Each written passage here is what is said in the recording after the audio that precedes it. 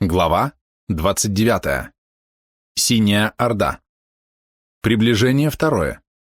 Уровень этноса. Мамай и Тохтамыш. В том, что Мамай был храбрым полководцем, способным администратором и искусным политиком, никаких сомнений нет. С Тохтамышем сложнее. Можно рассматривать его как последнего паладина степной культуры, а можно считать его жалким эпигоном, ничтожным потомком великих предков. Обе оценки представляются несостоятельными. Личное мужество Тохтамыша вне всяких сомнений, но ум государственного деятеля и талант военачальника, видимо, не соответствовали той ноше, которую он на себя взвалил. Если же мы учтем, что оба вождя татар были разбиты и погибли, то очевидно, что постановка проблемы некорректна. Попробуем вместо оценок дать описание этнических систем, во главе которых стояли Мамай и Тохтамыш. Ведь окружение правителя не может не влиять на его соображения и поступки, а только последние известны и достоверны. В царстве Мамая обитали потомки половцев, алан, ясов, косогов, крымские готы и евреи. А союзниками его были литовцы и генуэзцы. Сам же он был по происхождению монгол. Вот типичная химера, богатая за счет местных ресурсов и международной торговли, многолюдная и управлявшаяся талантливым полководцем и дипломатом Мамаем. Но природный закон этногенеза был против державы Мамая, так как системные связи в его державе были искусственны.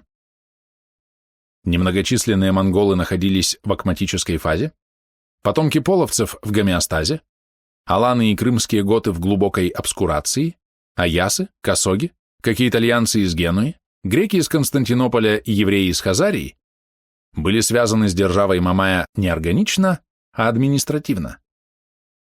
Итак, держава Мамая была не продолжением Улуса Чингисова, а его антиподом, организованным государством, опиравшимся на аборигенов.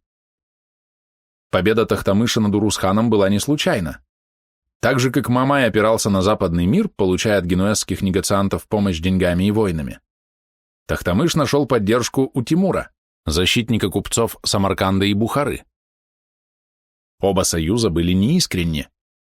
Экономические и культурные контакты разъедали степное натуральное хозяйство, быт и политическую систему монголосферы, как ледяную глыбу одинаково уничтожают солнечные лучи и теплые дожди. Контакты на суперэтническом уровне действуют одинаково, как тепловые перепады в термодинамике. Простодушные кочевники верили своим ханам, а ханы нуждались в толковых эмирах. Те же были связаны с городским населением торговых городов и за 100 лет стали искренними мусульманами и, значит, врагами чингисидов. Наиболее талантливым оказался Тимур, которому удалось победить Ак-Орду, Белую Орду, и Могулистан. Но сибирская Синяя Орда осталась вне его влияния, чему способствовали ее географическое положение и система хозяйства, консервировавшие местные традиции. Синяя Орда не имела определенных четких границ с иными этносами и культурами. Она была самой отсталой, и значит, ее энергетический потенциал сохранился, тогда как в Золотой и Белой Ордах он был к концу XIV века в значительной мере растрачен. До тех пор, пока этого не произошло, Золотая, да и Белая Орда имела преимущество над жителями Сибири и Мангышлака. Поэтому последние вели себя тихо. Но когда на Волге и на Иртыше пассионарное напряжение спало, то мощь Синей Орды оказалась значительно выше, что выразилось в том, что Тохтамыш смог овладеть левобережьем Волги. Это сделало конфликт с Мамаем неизбежным. Литва и Москва. Альгерд всю жизнь руководствовался одной целью – объединением Руси под властью Литвы. Противником его был митрополит Алексей, защищавший православие от язычников. От мусульман защищаться было не надо. Близкие Руси татары, принявшие ислам, были не агрессивны. Первая литовщина произошла в 1368 году. Альгерд и Михаил Тверской так разорили московскую землю, что такого зла и от татар не бывало. Отношения накалились. В 1370 году митрополит отлучил от церкви Святослава Смоленского. Черниговский князь Роман Михайлович, а с ним многие другие южные князья, перешли на сторону Москвы. Следующим актом войны было литовское вторжение в апреле 1372 года, что повело только к разорению сел. Даже удивительно, что до сих пор никто не сравнил число литовских и татарских набегов. В XIV веке война с Литвой начала принимать национальный характер, даже если раньше ее можно было счесть феодальной. Это показывает, что помимо личной воли и симпатий правителей, Литва стала втягиваться в западноевропейский суперэтнос. Этим воспользовался Мамай, вернувший под свою власть в 1375 году Подолию и Северскую землю. Но уже в 1379 году Дмитрий Московский одним походом восстановил власть Москвы над Киевом и Черниговом, поставив в ряд местных альгердовичей. Мамай ему за это не был благодарен. Впрочем, это было уже неважно. Размирье с Мамаем произошло в 1374 году. Безусловно, на Москве не было единого мнения по поводу ордынских дел. Защита самостоятельности, государственной, идеологической, бытовой и даже творческой, означала войну с агрессивным Западом и союзной с ним этнической химерой Мамая. Именно наличие этого союза придало остроту ситуации. Многие считали, что куда проще было подчиниться Мамаю и платить дань ему, а не ханам в сарае. Пустить на Русь генуэзцев, предоставив им концессии, и в конце концов договориться с папой о восстановлении церковного единства. Тогда был бы установлен долгий и надежный мир. Любопытно, что эту платформу разделяли не только некоторые бояре, но и церковники, например, духовник князя Дмитрия Митяй, претендовавший на престол митрополита. Мамай пропустил Митяя через свои владения в Константинополь, чтобы тот получил посвящение от патриарха, но Митяй в дороге внезапно умер. Сторонники этой платформы были по складу характера людьми спокойными, разумными обывателями. Им противостояла группа пассионарных патриотов, которых благословил на войну Сергий Радонежский. Москва занимала географическое положение, куда менее выгодное, чем Тверь, Углич или Нижний Новгород, мимо которых шел самый легкий и безопасный путь по Волге. И не накопила Москва таких боевых навыков, как Смоленск или Рязань, и не было в ней столько богатства, как в Новгороде, и таких традиций и культуры, как в Ростове и Суздале. Но Москва перехватила инициативу объединения, потому что именно там скопились страстные, энергичные, неукротимые люди.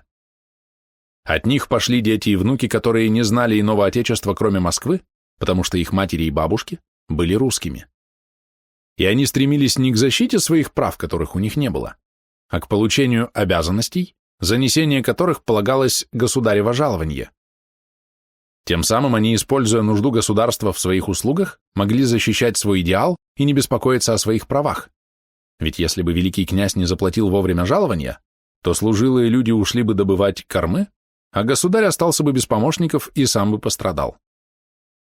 Эта оригинальная, непривычная для Запада система отношений власти и подчиненных была столь привлекательна, что на Русь стекались и татары, не желавшие принимать ислам под угрозой казни, и литовцы, не симпатизировавшие католицизму, и крещеные половцы, и миряне, и мурома, и даже мордва. Девиц на Москве было много, службу получить было легко, пища стоила дешево, воров и грабителей вывел Иван Калита. Но для того, чтобы это скопище людей, живущих в мире и согласии, стало единым этносом, не хватало одной детали – общей исторической судьбы, которая воплощается в коллективном подвиге, в свершении, требующем сверхнапряжения. Именно эти деяния знаменуют собой окончание инкубационного периода и начало этапа исторического развития этноса, фазы подъема. Когда же народу стала ясна цель защиты не просто территории, а принципа, на котором надо было строить быт и этику, мировоззрение и эстетику, короче, все, что ныне называется оригинальным культурным типом, то все, кому это было доступно, взяли оружие и пошли биться с иноверцами, половцами, литовцами, косогами, генуэзцами, чья вера считалась неправославной, и с отступниками, западными русскими, служившему Литвину Ягайло. Только новгородцы уклонились от участия в общерусском деле.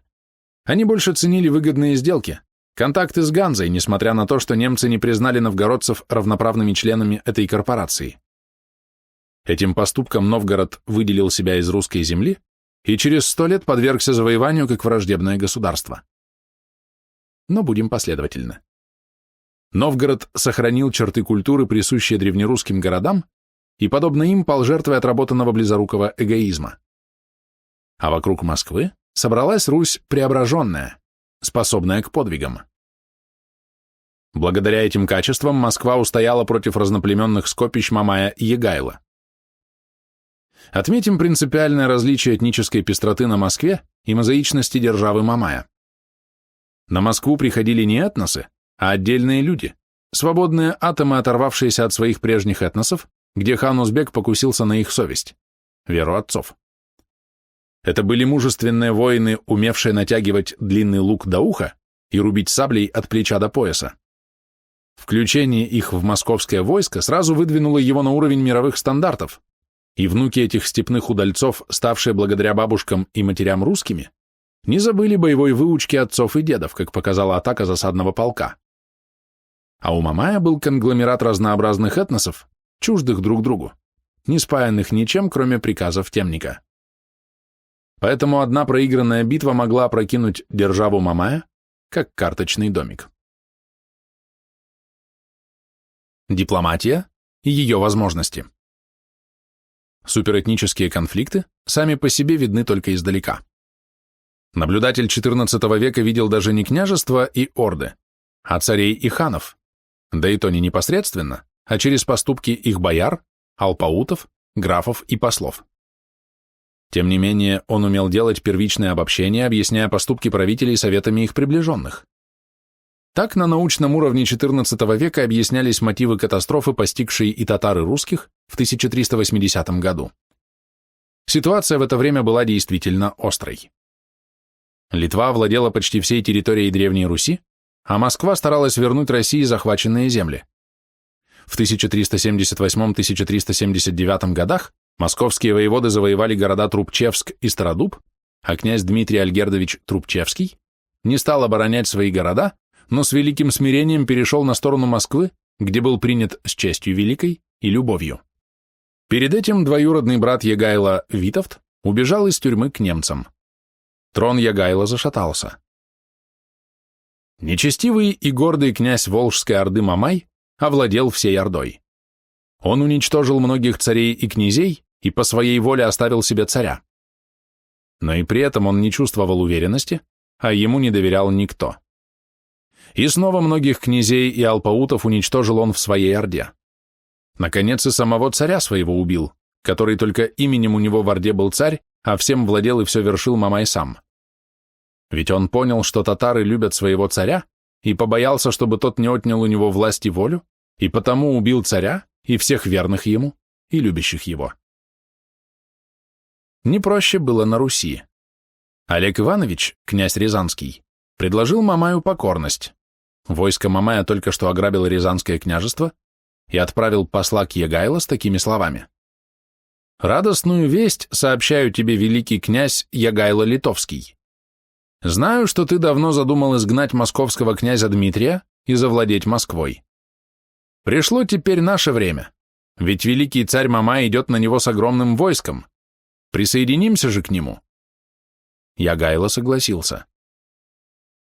Союзники предполагали, что одной военной демонстрации будет достаточно, чтобы Дмитрий избежал в Новгород или на Двину, а они разделят русскую землю, захватив без боя Москву и Владимир. Они рассчитали, что ни Тверской, ни Суздальские князья не пойдут на выручку Дмитрию. Но не зная теории этногенеза, они забыли про народ. Западные области Киевской Руси, впавшие в глубокую старость, пусть нехотя, но подчинялись литовским завоевателям. А вот обитатели былой Залесской Украины, превратившейся в Великороссию, игнорировали взаимные антипатии своих князей. С берегов Верхней Волги пришли рати для защиты православной веры, ибо сознание единства уже вошло в души и сердца благодаря деятельности митрополитов Петра, Феогноста, Алексея и игумена Радонежского, Сергия. Монолитная этническая целостность выступила против химерных образований, подобно тому, как за Уралом периферийная Синяя Орда перехватила инициативу у своих поволжских и прииртышских соплеменников. Столкновение произошло не из-за происков дипломатов, а как электрический разряд, который нельзя ни предотвратить, ни приостановить.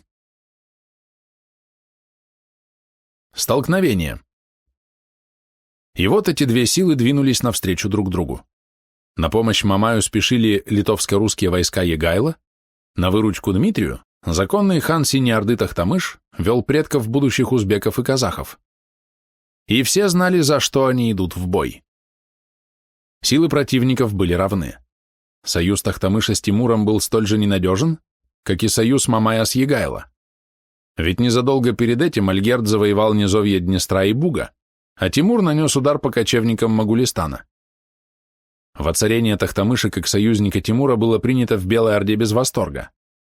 Более того, царевич Арабшах в 1376 году увел большой отряд за Волгу и подчинился Мамаю. Обоим претендентам на престол нужны были союзники. Но поиски их – дело сложное. В 1371 году Мамай встретился с юным московским князем Дмитрием и вручил ему ярлык на Великое княжение. А затем в 1372-1373 годах москвичи и татары комбинированным ударом опустошили Рязанскую землю. Но уже в 1374 году союз был разрушен ловким архиепископом Дионисием Суздальским. Трудно сказать, что толкнуло владыку Дионисия на гостеубийство. Был ли здесь политический или просто личный расчет, или какая-нибудь внутрицерковная интрига? Но так или иначе война была спровоцирована, и события покатились как лавина. Мамай ответил ударом на удар. В 1377 году Арабшах напал на Русь, разбил на реке Пьяни не готовый к битве русский отряд, взял Нижний Новгород и сжег его. Но другое войско Мамая под командой Мурзы Бегича в 1378 году было наголову разбито Дмитрием Московским на реке Воже. Тем самым определилась позиция Москвы. Она стала союзником хана Тохтамыша, вероятно, не из-за его достоинств, а вследствие силы вещей или логики событий. Судьбу войны в 1380 году более чем когда-либо определяла согласованность маневров. В мае 1380 года Егайло заключил мирный договор с орденом, чтобы освободить все свои войска для похода на Дон. Этим договором он предавал Кейстута, героически оборонявшего Жмуть. Но идти ему пришлось через Киев, Чернигов и Северскую землю, за год до этого освобожденная московским князем Дмитрием и от татар и от литовцев. Сопротивление населения этих земель задержало продвижение литовского войска. Оно опоздало на один переход, и это спасло Русь. Дальнейшее известно. На Куликовом поле российская доблесть сокрушила разноплеменное войско Мамая. Спаслись только те, у кого были быстроногие и неуставшие кони. Однако их, видимо, было немало, потому что в начале 1381 года Мамай опять стоял во главе сильного войска и пытался остановить наступление Тохтамыша, перешедшего Волгу, скорее всего, по льду. Русское войско понесло огромные потери, особенно ранеными. Их везли домой на телегах, а свежие литовские ратники, киевляне и белорусы, и рязанцы преследовали отставшие обозы, грабили их и добивали беззащитных раненых. Ожесточение росло, что указывает на невозможность русско-литовской унии, о которой мечтали Альгерд и Кейстут. Этногенез – стихия, бороться с которой люди не научились. В Литве отнюдь не все одобрили расправы, допущенные Егайло. Кейстут, последовательный противник немцев, опираясь на русских, в 1381 году отстранил от власти своего племянника и заключил союз с Москвой. Однако Егайло, вернувший Литве Северскую землю, посадил в Новгород-Северском своего сторонника Дмитрия Карибута. Кейстут двинул на него войско, но оно не достигло цели. Вскоре Егайло убил своего дядю и посадил в тюрьму своего двоюродного брата Витовта. Витовта спасла храбрая литвинка, носившая ему пищу. Она позволила принцу переодеться в ее платье и бежать, за что заплатила жизнью. Эта романтическая новелла говорит о многом. Известно, что в Литве имелась сильная русофильская партия, стремившаяся к объединению Литвы и Руси на почве православия. Московское правительство готово было пойти на сближение, но ставило условием подчинения государю московскому, что казалось для литовцев обидным. Поэтому одолела полонофильская партия, оформившая брак польской королевы Едвиги с Егайло в 1336 году. То, что королем Польши стал малограмотный литвин, польских магнатов не смущало. Они великолепно понимали, что в их стране король должен подчиняться шляхте, а не наоборот. Зато католическая церковь приобрела большую и важную епархию, а граница романо-германского суперэтноса сдвинулась с Вислы на Днепр. Католическая Европа продвинулась на восток, а Россия отступила. Восстание князя Андрея Полоцкого в 1386-1387 годах было разгромлено. Скорее всего, Мамай, ускакавший с Куликова поля, был расстроен не больше, чем Наполеон, переправившийся через Березину. Потери были большие, но погибли наемники, навербованные на генуэзские, то есть чужие деньги. Своя орда была цела. Надо было только дождаться, чтобы литовцы скинули Кейстута и вернули Егайла, чтобы начать войну сначала. Надежда на успех была, ведь Москва потеряла много лучших бойцов, значит, ослабела. Но тут началось непредвиденное. Когда Мамай встретил Тохтамыша на берегу Калки, близ современного Мариуполя, его воины сошли с коней и принесли присягу законному хану Чингисиду. Они не схватили и не выдали своего вождя, что по их воззрениям было бы предательством. Они позволили ему уехать в Крым, где Мамая прикончили его союзники, генуэзцы, просвещенные итальянцы, полагавшие, что с диким татарином можно не считаться. Сын Мамая Мансур избрал другой путь спасения. Он убежал в Литву, был там принят и жил на южной окраине, не теряя связи со степью и своими родственниками. Его потомков ждала роскошная судьба. Мало того, что они стали князьями, одному из них по имени Иван была суждена не только царская корона, но и долгая, хотя и недобрая память. А для Тохтамыша эта бескровная победа оказалась его звездным часом. Он объединил улус Джучиев, правда, всего на 18 лет. В дальнейшем он не проявлял особых талантов, но сохранил популярность в своем народе до конца жизни, как Людовик XIV или королева Виктория. И не будь особых обстоятельств, может быть, он кончил бы жизнь на престоле, ибо посредственный хан любезен большинству подданных. Но когда наплывает беда, посредственность порождает катастрофу. Мерзавцы. Великая замятня 1359-1381 годов показала, что наиболее лояльным к Золотой Орде и династии был русский улус. Это неожиданно, но объяснимо. Камские болгары, мордва, хазары Волжской дельты, заволжские нагайцы и куманы Степного Крыма, обретая свободу, не теряли ничего, так как никто из соседей им не угрожал. А Великое княжество Владимирское со столицей в Москве граничило с воинственной Литвой, держалось за союз с Ордой, которая была противовесом Литве. Стоило любому русскому княжеству отказаться от союза с татарами, оно немедленно становилось добычей литовцев или поляков, как, например, Галиция в 1339 году. Поэтому 20 лет Великой Замятни воспринимались в Москве весьма болезненно. Терять союзника всегда неприятно. Но случилось еще более страшное. Военно-монашеский облик, приобретенный Москвой за время правления митрополита Алексея, нравился не всем. Богатые купеческие города на Волге, Тверь, Ярославль, Углич, Городец и особенно Нижний Новгород предпочитали другую модель социального устройства, которая более походила бы на веселую, обильную старину. Они были богаты и могли позволить себе выбирать князей по своему вкусу. Их симпатии были на стороне суздальских князей, потому уже, что те были соперниками Москвы. Дмитрий Константинович Суздальский даже воевал с Москвой в 1364 году, но уступил Великое княжение и скрепил мир браком своей дочери и юного князя московского Дмитрия. Мятежные нижегородцы были принуждены к покорности не московской ратью, а Сергием Радонежским, который в 1365 году отлучил новгородцев от церкви и закрыл храмы, после чего мятеж утих. Но по смерти Дмитрия Константиновича его брат Борис использовал настроение умов для того, чтобы отложиться от Москвы. Разумеется, он был свергнут своими племянниками Василием и Семеном, получившими поддержку Москвы.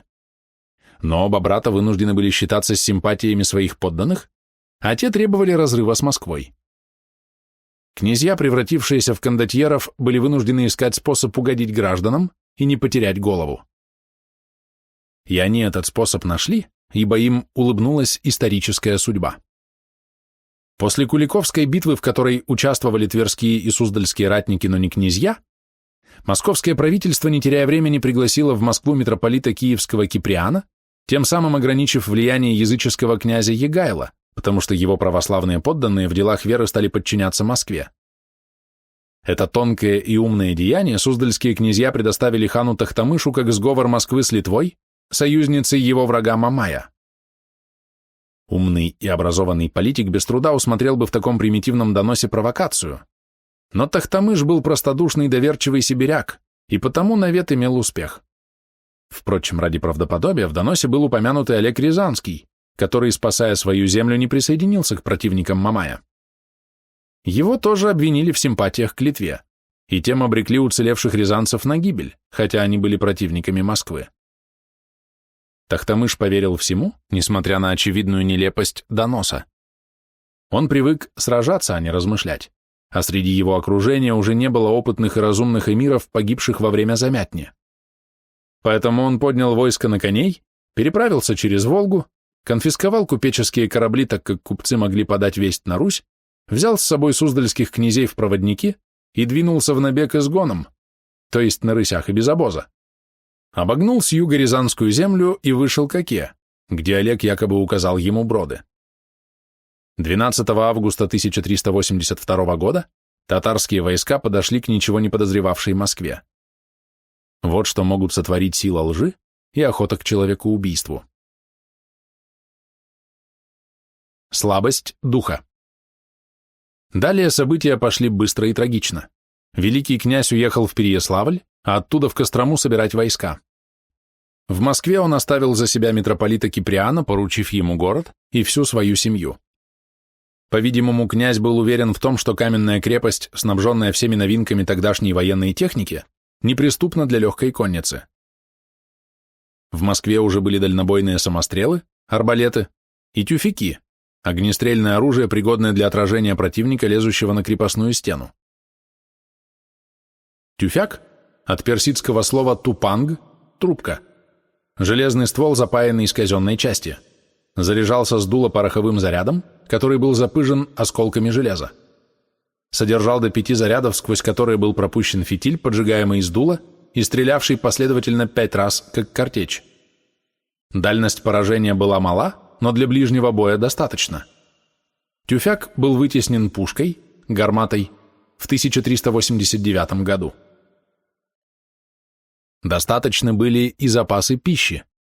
Не хватало одного – силы воинского духа, потому что герои Куликова поля отдыхали в своих родных деревнях, а в столице жили немногие придворные с многочисленной дворней и ремесленники Московского посада.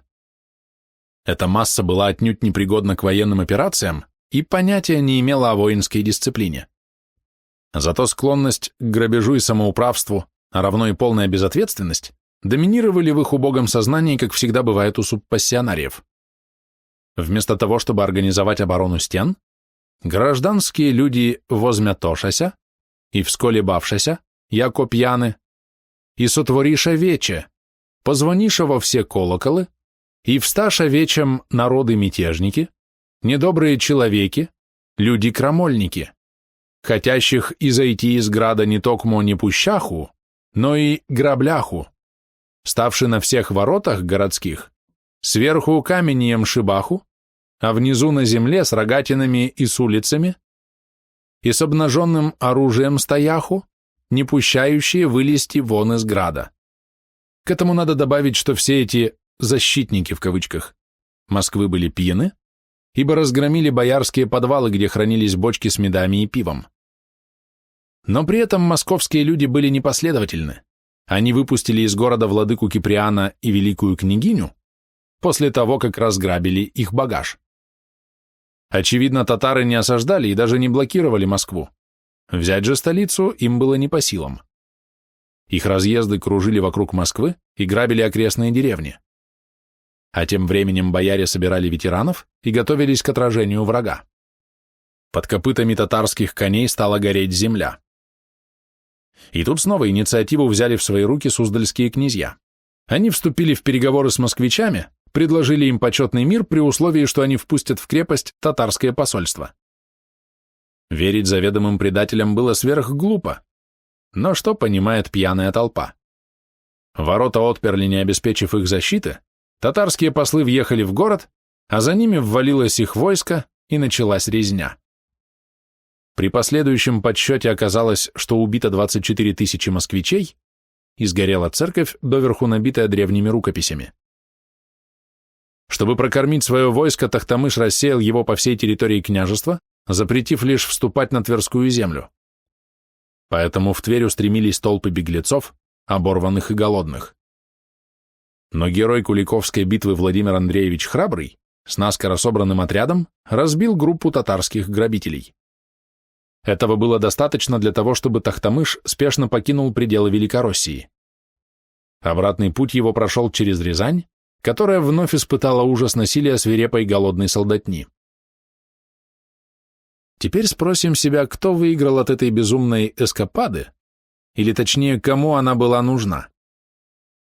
Этот вопрос настолько существенный и для русской, и для татарской истории, что ему следует посвятить особый раздел и, отойдя от традиционного исторического повествования, изложить проблему в виде анализа соотношения суперэтнических целостностей и идеологических систем, бытовавших тогда в форме вероисповеданий.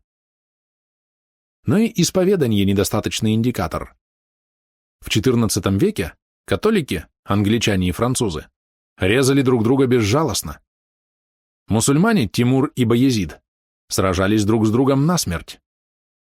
Православные рязанцы пограбили и поймали отступавших московитян, а киевляне и белорусы из войска Ягайло настигали обозы с ранеными на Куликовом поле и добивали беззащитных.